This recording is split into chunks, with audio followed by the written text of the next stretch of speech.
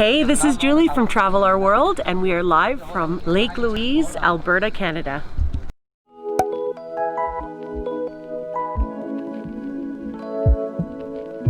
Hey there, welcome to episode 3 of Travel Our World TV. On today's episode, I'm going to cover our recent trip to Banff National Park that we took during the pandemic. Back in 2007, I worked at Moraine Lake Lodge and the Lake Louise Inn at Banff National Park for a season, and I absolutely fell in love with the scenery and everything about that place. So every time I get the opportunity, I jump all over it to go back.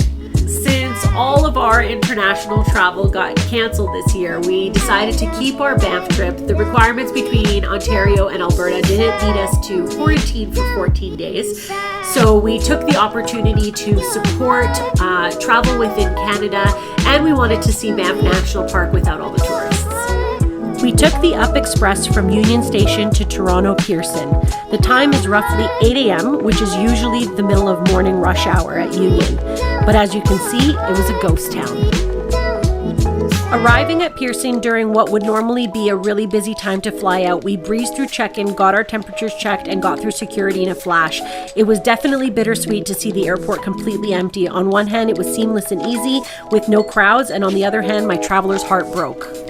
We flew from Toronto to Calgary with Air Canada. You do require to wear a face covering for the entire duration of the flight now. It does come in the little pack that you get. This is the little pack. You get your water, your face mask, your gloves, some wipes so that you can wipe down your tray table, and some hand sanitizer. And this comes for every single passenger.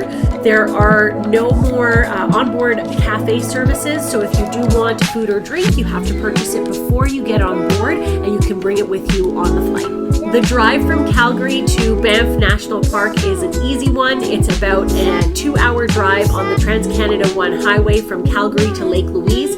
Banff and Canmore are located in between Calgary and Lake Louise, and Jasper is just a little bit further out. So all of those destinations, depending on how long your trip is, can be built into your itinerary.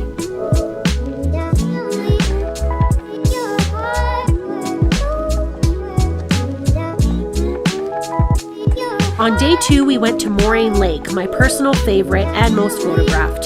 The weather in this area is so unpredictable, so make sure to pack layers and for all 4 seasons in one day. Moraine Lake Lodge was sadly closed this year due to COVID, but the gift shop, cafe, and canoe rentals were open. This was my work and my home for a season, and it holds a special place in my heart. I was happy to take Bern and Eva on a canoe ride, and I highly suggest that you do this while you are there. Canoes for 1-hour rentals are approximately $80. Little fact about Moraine Lake is that the lake fills up every year with the glacier water that melts from the mountains above. The road to Moraine Lake is closed from October to April every year due to it being on an avalanche path. The great part about Lake Louise is that there's an accommodation for every single budget. The Alpine Hostel is a fantastic hostel in the area. There's intermediate hotel options such as the Lake Louise Inn, and then you've got your high-end options in the Fairmont Chateau Lake Louise, which sits right on the famous lake, as well as the Moraine Lake Lodge, which is right in the Valley of the 10 Peaks, where you can get that iconic shot that everyone wants of Moraine Lake. Whether you're staying for 3 nights or you're staying for 2 weeks, there are so many activities to do in this area. Here is a list of some of our absolute favorite things to do when we're in Banff National Park.